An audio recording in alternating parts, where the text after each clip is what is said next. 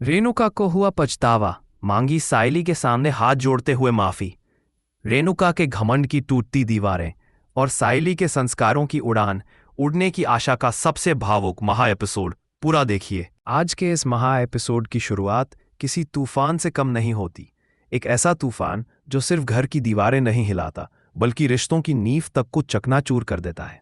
सुबह की वो घड़ी जब रेणुका को अब भी यही लगता है कि ये घर उसका है, कि यहाँ उसका राज चलता है, कि उसका हर फैसला आखिरी होता है। लेकिन किसे पता था कि जिस बेटे को उसने अपनी आंखों का तारा समझा वही आज उसकी दुनिया उजाड़ने वाला है। हॉल में अचानक मची हलचल रेणुका के कानों में गूंजती है। पहले तो उसे लगता है कि शायद नौकरों की आवाज होगी, लेकिन फिर तेजस की कठोर आवाज सुनाई देती है। वही तेजस जिसके लिए रेणुका ने सचिन को हमेशा नकारा, जिसे उसने सायली से ऊपर रखा। आज उसी तेजस की आंखों में अपनापन नहीं बल्कि अजीब सी ठंडक है। और उसके साथ खड़ी है रोशनी, वही रोशनी जिसने इस घर में कदम रखते वक्त अमीरी और संस्कारों का मुखौटा पहन रखा था। रोशनी आगे बढ़ती है और बिना किसी झिझक के सच उगल देती है। उसके शब्द रेणुका के कानों से होते हुए सीधे दिल में चुभते हैं। वह बताती है कि कैसे रेणुका के अंगूठे के निशान बड़े ही चालाकी से घर के कागजों पर लगवा लिए गए थे। कैसे इस घर को, जिसे रेणुका अपना साम्राज्य समझती थी, अब कानूनी तौर पर तेजस और रोशनी का बना दिया गया है। एक पल के लिए रेणुका को लगता है जैसे जमीन उसके पैरों तले से खिसक गई हो। सायली रसोई में काम कर रही होती है। चूल्हे पर चढ़ी सब्जी की खुशबू के बीच अचानक हॉल से आती चीखें उसे चौंका देती हैं। वह दौड़कर बाहर आती है और जो मंजर देखती है वह उसकी सांसें रोक देता है। तेजस बेरहमी से रेणुका का सामान उठाकर बाहर फेंक रहा होता है। कपड़े, साड़ियां, यादें, सब कुछ सड़क पर गिरता जा रहा है। रेणुका की चीखें पूरे मोहल्ले में गूंज रही होती हैं, लेकिन तेजस के चेहरे पर कोई भाव नहीं। रोशनी की आंखों में उस वक्त एक अजीब सी चमक होती है, जैसे किसी युद्ध में जीत हासिल कर ली हो। वह खामोशी से खड़ी होकर ये तमाशा देखती है। रेणुका गिड़गिड़ाने लगती है, अपने उसी बेटे के पैर पकड़ लेती है जिसे उसने भगवान माना था। लेकिन तेजस का दिल नहीं पसीजता। वह झटके से उसे धक्का देता है और रेणुका फर्श पर गिर पड़ती है। उस पल सायली का दिल कांप उठता है। वह दौड़कर रेणुका को संभालने की कोशिश करती है, लेकिन रेणुका का अहंकार अभी भी पूरी तरह टूटा नहीं है। वह सायली का हाथ झटक देती है, मगर तभी उसकी नजर तेजस की आंखों से टकराती है। उन आंखों में न ममता है, न सम्मान, सिर्फ नफरत। रेणुका की रूह तक कांप जाती है। इसी बीच सचिन अपनी टैक्सी लेकर घर के बाहर पहुंचता है। अंदर से आती आवाजें उसे बेचैन कर देती हैं। वह दौड़ता हुआ अंदर आता है और अपनी मां को फर्श पर गिरे देख उसका खून खौल उठता है। वह तेजस का कॉलर पकड़ लेता है। उसकी मुट्ठियां कस जाती हैं, लेकिन तेजस बड़ी चालाकी से कानूनी कागज उसके सामने लहरा देता है। कागज जिन पर रेणुका के अंगूठे के निशान हैं। सचिन की आंखों के सामने अंधेरा छा जाता है। सचिन को याद आता है कि कैसे उसने अपनी टैक्सी की हर कमाई इस घर पर लुटा दी थी। मां की खुशी के लिए उसने अपनी जरूरतें कुर्बान कर दी थी, और आज वही घर उसे बेगाना कर रहा है। रोशनी बीच में दखल देती है और बेहद ठंडे लहजे में सचिन और सायली को अल्टीमेटम देती है। अगर यहां रहना है तो नौकरों की तरह रहो, वरना अपनी मां के साथ निकल जाओ। रेणुका दरवाजे पर खड़ी है, वही दरवाजा जिसके भीतर उसने सालों राज किया था। आज वही दहलीज उसके लिए पराई हो चुकी है।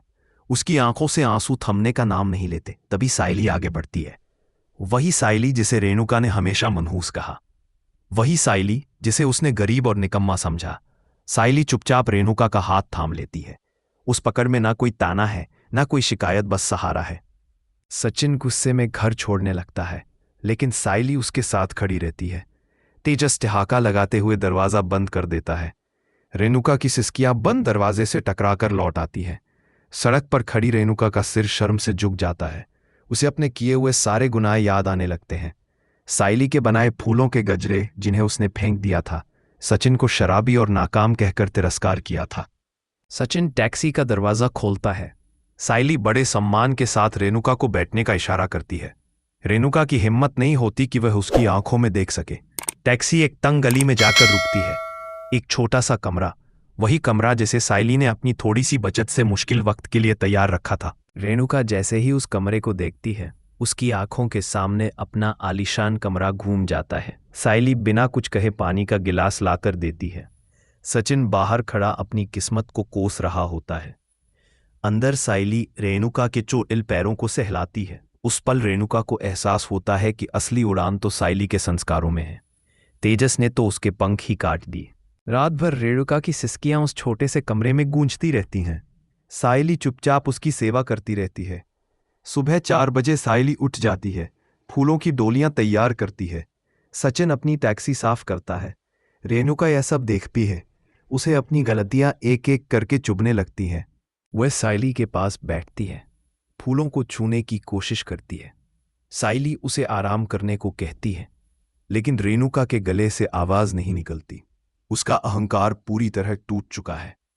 उसे समझ आता है कि खून के रिश्ते कागजों पर बिक जाते हैं, लेकिन इंसानियत अमूल्य होती है। रोशनी का फोन आता है। वह पुराने कपड़ों को कचरे में फेंकने की बात बताती है। रेणुका का दिल बैठ जाता है। साइली उसे ढांस बंधाती है। रेणुका पहली बार साइली का हाथ थाम लेती है। उसकी आंखों में प्रशंसा होती है। बाजार में साइली को फूल बेचते देख रेणुका का दिल भर आता है। मोल भाव, ताने, फिर भी साइली के चेहरे पर शांति होती है। रेणुका समझ जाती है कि जिस लड़की को उसने कमजोर समझा वही असल में सबसे मजबूत है। यही से उड़ने की आशा की असली कहानी शुरू होती है, जहां गिरकर भी इंसान उठना सीखता है। जैसे ही साइली बाजार के उस कोने में अपनी छोटी सी दुकान सजा रही होती है, फूलों की डोलियां ठीक कर रही होती हैं, तभी अचानक वहां एक चमचमाती महंगी गाड़ी आकर रुकती है। उस गाड़ी की चमक आसपास की धूल और भीड़ के बीच अलग ही नजर आती है। गाड़ी का शीशा धीरे से नीचे होता है और अंदर बैठे चेहरे को देखते ही रेणुका का दिल एक पल को ठहर सा जाता है। वह तेजस है। उसके साथ अगली सीट पर बैठी है रोशनी, पूरे ठाठ बाट और बनावटी मुस्कान के साथ। तेजस अपनी माँ को सड़क के किनारे बाजार की गंदगी और शोर के बीच खड़ा देखकर हंस पड़ता है। उसकी हंसी में बेटा होने का कोई भाव नहीं, सिर्फ क्रूरता है। वह तंज कसते हुए कहता है कि जिसकी जैसी औकात होती है उसे वैसी ही जगह मिलती है। रोशनी भी पीछे नहीं रहती। वह व्यंग्य से कहती है कि कल तक जो महारानी बनी फिरती थी, आज साइली की चेली बनकर फूल बेच रही है। रेणुका की आंखों में गुस्सा उतर आता है, लेकिन अब वह जान चुकी है कि उसके पास खोने को कुछ नहीं बचा। उसके भीतर एक टीस उठती है, पर आवाज नहीं निकलती। तभी तेजस खिड़की से बाहर हाथ निकालकर साइली की तरफ 500 का नोट उछाल देता है। वह कहता है कि उसकी गाड़ी के लिए एक अच्छा सा फूलों का हार दे दे, शायद आज की दिहाड़ी बन जाए। एक पल के लिए बाजार की हलचल थम सी जाती है। साइली उस नोट को जमीन पर पड़ा देखती है, लेकिन झुकती नहीं। वह सीधे तेजस की आंखों में आंखें डालती है। उसकी आवाज में न डर है न झिझक। वह कहती है कि मेहनत की कमाई और भीख के पैसे में फर्क होता है। यह सुनकर रेणुका को यकीन नहीं होता कि वही साइली जिसे वह कमजोर समझती थी, आज इतनी मजबूती से खड़ी है। साइली यही नहीं रुकती। वह तेजस को खरी खोटी सुनाती है। कहती है कि जिस माँ ने उसे पाल पोस कर इस काबिल बनाया कि वह आज उस गाड़ी में बैठ सके, उसी माँ का अपमान करने वाले इंसान की औकात फूलों से भी कम होती है। बाजार में खड़े लोग रुककर देखने लगते हैं। हवा में तनाव घुल जाता है। तेजस गुस्से से लाल हो जाता है और गाड़ी का दरवाजा खोलकर उतरने की कोशिश करता है, लेकिन तभी वहां सचिन की टैक्सी आकर रुकती है। सचिन दूर से यह सब देख चुका होता है। वह टैक्सी से उतरकर तेज कदमों से तेजस की ओर बढ़ता है। उसकी आंखों में चेतावनी होती है। वह साफ शब्दों में कहता है कि अगर तेजस ने फिर कभी उनकी मां या साइली के खिलाफ एक शब्द भी बोला, तो वह यह भूल जाए कि वह उसका भाई है। भीड़ बढ़ती देख तेजस और रोशनी खुद को अपमानित महसूस करते हैं। रोशनी तेजस को इशारा करती है और दोनों गाड़ी लेकर वहां से निकल जाते हैं। सड़क पर धूल उड़ती रह जाती है, लेकिन रेणुका वहीं खड़ी रह जाती है, शून्य टूट चुकी। घर लौटते वक्त रेणुका पूरे रास्ते चुप रहती है। न कोई शिकायत, न कोई सवाल। कमरे में पहुंचकर साइली उसके लिए सादा सा खाना परोसती है, दाल और चावल। रेणुका थाली को देखती है और उसकी आंखों में आंसू भर आते हैं। उसे याद आता है कि कैसे उसने कभी इसी साइली के बनाए खाने को कचरे में फेंक दिया था। वह अचानक साइली का हाथ पकड़ लेती है। उसके हाथों के छाले सहलाने लगती है, जो फूल तोड़ते और डोलियां बनाते वक्त पड़े हैं। सचिन, जो कोने में बैठा टैक्सी का हिसाब कर रहा होता है, अपनी माँ की आंखों में ये सच्चे आंसू देखकर पिघलने लगता है। रेणुका भर्राई आवाज में कहती है कि उसने पूरी जिंदगी गलत लोगों पर निवेश किया। उसने पत्थरों को हीरा समझा और असली हीरे को कीचड़ में फेंक दिया।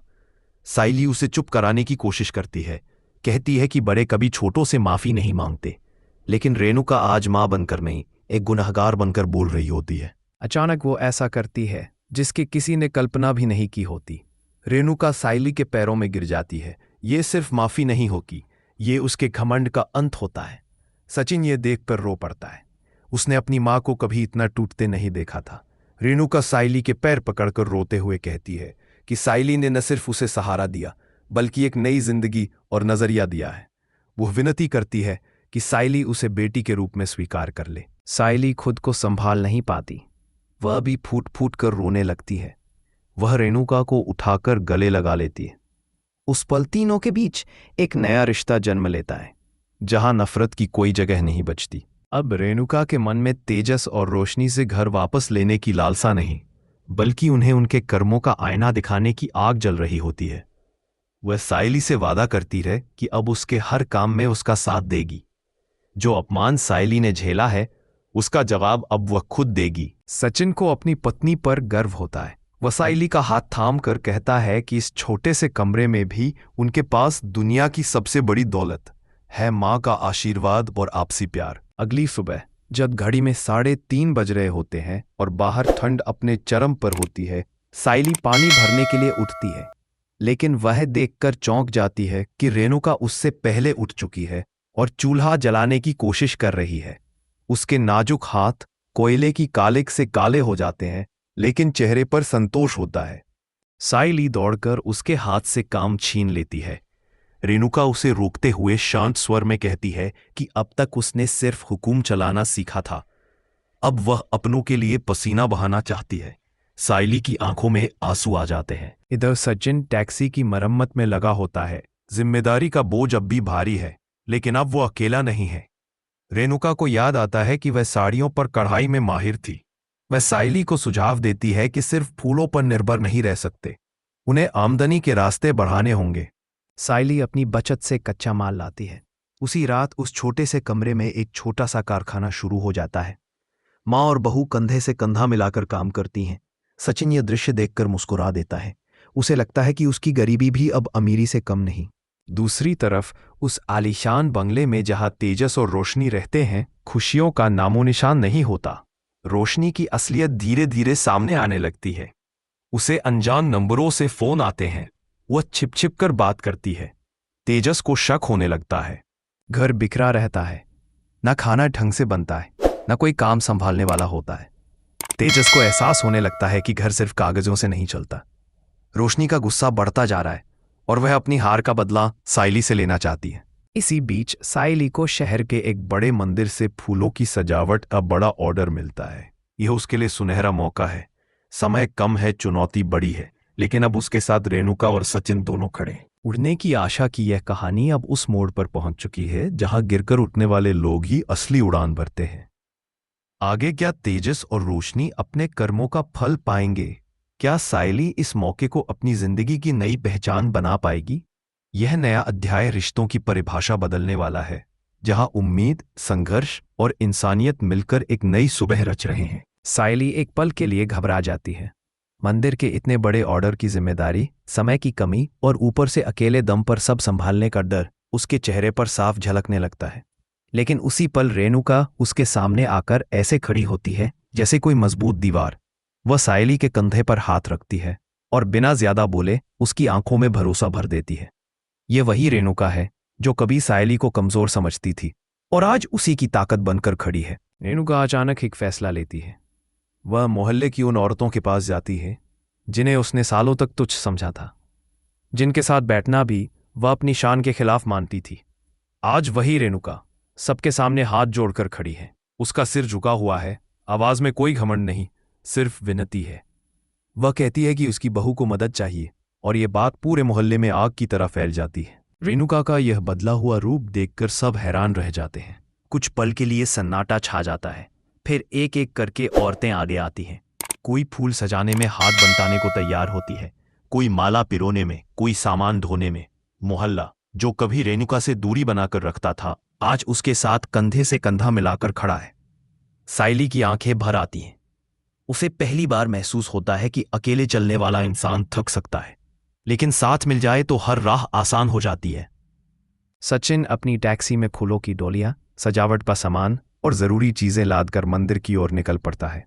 उसकी आंखों में थकान है, लेकिन चेहरे पर सुकून। आज वह सिर्फ टैक्सी ड्राइवर नहीं, बल्कि अपनी पत्नी के सपनों का सारथी है। रेणुका हर छोटी बड़ी बात पर सायली को दिशा देती है। कौन सा फूल कहाँ लगे, किस रंग की माला किस मूर्ति पर जचेगी, उसका अनुभव अब सायली के काम आ रहा है। मंदिर की सजावट जब पूरी होती है तो पूरा परिसर एक अलग ही आभा से भर जाता है।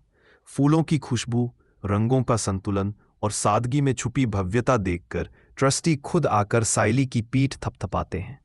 वे न सिर्फ उसकी तारीफ करते हैं, बल्कि उसे इनाम भी देते हैं और आगे के काम का भरोसा भी। यह सायली की जिंदगी की पहली बड़ी जीत होती है। उसकी आंखों में चमक है, लेकिन सबसे ज्यादा खुशी रेणुका को होती है। उसके लिए यह जीत किसी निजी उपलब्धि से कहीं बढ़कर है। उसे लगता है जैसे उसने अपने किए पापों का थोड़ा सा प्रायश्चित कर लिया हो। मंदिर से लौटते वक्त कहानी एक नए मोड़ पर आ जाती है। टैक्सी एक चौराहे से गुजर रही होती है कि सायली की नजर अचानक एक परिचित चेहरे पर पड़ती है। वह रोशनी है, लेकिन इस बार न उसके चेहरे पर घमंड है, न बनावटी मुस्कान। वह एक सुनसान गली में एक अजनबी आदमी को पैसे पकड़ा रही होती है। सायली का मन बेचैन हो उठता है। वह सचिन से टैक्सी धीरे करने को कहती है और खुद छिपकर उनकी बातें सुनने लगती है। वह आदमी सख्त लहजे में रोशनी को चेतावनी दे रहा होता है। कहता है कि अगर अगले 2 दिनों में बाकी रकम नहीं मिली तो वह उसका सारा सच तेजस और उसके परिवार के सामने खोल देगा। रोशनी घबराई हुई है, उसकी आवाज कांप रही है। उसी पल सायली को एहसास हो जाता है कि रोशनी किसी बड़ी मुसीबत में फंसी हुई है और उसकी शादी तेजस से कोई इत्तेफाक नहीं थी, बल्कि मजबूरी और स्वार्थ का नतीजा थी।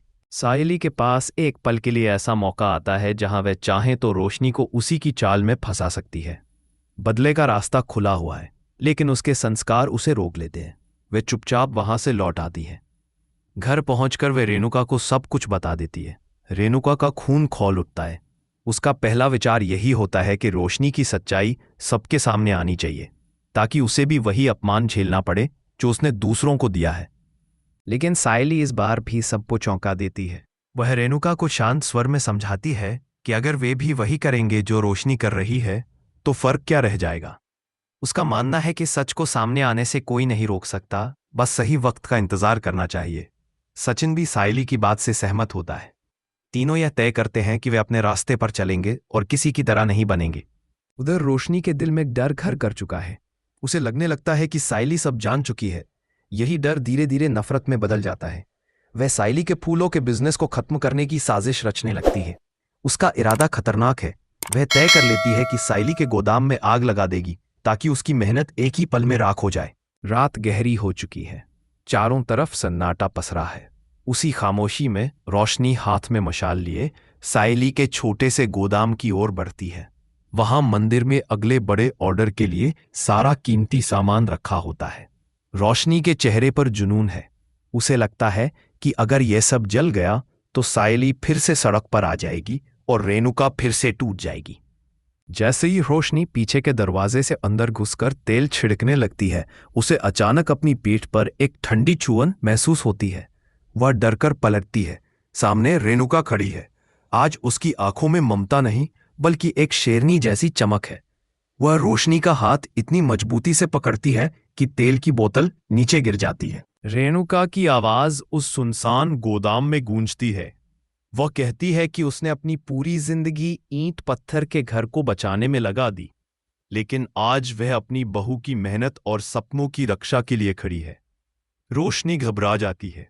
वह भागने की कोशिश करती रहे, लेकिन तभी बाहर से सचिन और सायली भी अंदर आ जाते हैं। उनके साथ वही रहस्यमयी आदमी भी होता है जिसे सायली ने बाजार में देखा था। उसका नाम समीर है। वह सबके सामने सच उगल देता है, बताता है कि रोशनी उसका असली पति है और कैसे उसने पहले भी कई लोगों को झूठी अमीरी का सपना दिखाकर लूटा है। तेजस भी बाहर खड़ा यह सब सुन रहा होता है। उसके पैरों तले जमीन खिसक जाती है। जिस औरत के लिए उसने अपनी माँ को घर से निकाल दिया, वही एक धोखेबाज निकली। तेजस फफ कफ कफ कर रोने लगता है और रेणुका के पैरों में गिर जाता है। वह माफी मांगता है, घर लौटने की गुहार लगाता है, लेकिन रेणुका का जवाब कठोर और साफ होता है। वह कहती है कि जिस घर से उसकी मर्यादा और उसके बड़े बेटे का सम्मान चला गया, वह अब उसके लिए सिर्फ एक ढांचा है।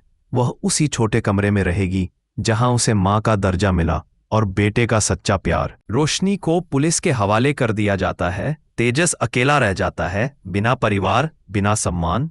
यह लालच की हार होती है। कुछ महीने बीत जाते हैं। वक्त बदल चुका है। साइली का छोटा सा काम अब एक पहचान बन चुका है। उसका बिजनेस एक बड़े ब्रांड में बदल जाता है, जिसका नाम वह रखती है, रेणुका साइली उड़ने की आशा। सचिन अपनी पत्नी की मेहनत से खरीदे गए नए घर की चाबियां सबसे पहले अपनी मां को देता है। रेणुका की आंखों में गर्व के आंसू होते हैं। वह साइली को गले लगाकर कहती है कि एक औरत की असली उड़ान गहनों या बंगले से नहीं, बल्कि उसके चरित्र और अपनों के लिए किए गए त्याग से होती है। सचिन और साइली के रिश्ते को अब शब्दों की जरूरत नहीं। रेणुका अब वह सास है जो बहू को रोकती नहीं, बल्कि उसे और ऊंचा उड़ने के लिए पंख देती है। महा एपिसोड का अंत एक भव्य पूजा से होता है। रेणुका खुद साइली की आरती उतारती है और उसे घर की असली लक्ष्मी घोषित करती है। साइली की आंखों में चमक है और उसके पंखों में वो उड़ान जिसकी उसने कभी कल्पना भी नहीं की थी। उड़ने की आशा की यह कहानी यहीं खत्म नहीं होती, बल्कि यहीं से एक नए सफर की शुरुआत होती है। अगर आपको साइली, सचिन और रेणुका की यह भावुक कहानी पसंद आई हो, अगर आपने इस सफर में रिश्तों की सच्चाई, संघर्ष की ताकत और उम्मीद की उड़ान महसूस की हो, तो इस वीडियो को लाइक जरूर करें। आपको इस कहानी का कौन सा पल सबसे ज्यादा छू गया, कमेंट में जरूर बताइए। आपकी एक राय हमारे लिए बहुत मायने रखती है। और ऐसी ही दिल को छू लेने वाली कहानियों, महा एपिसोड्स और नए ट्विस्ट सबसे पहले देखने के लिए चैनल को सब्सक्राइब करना बिल्कुल ना भूलें, क्योंकि यहाँ हर कहानी सिर्फ देखी नहीं जाती, महसूस की जाती है।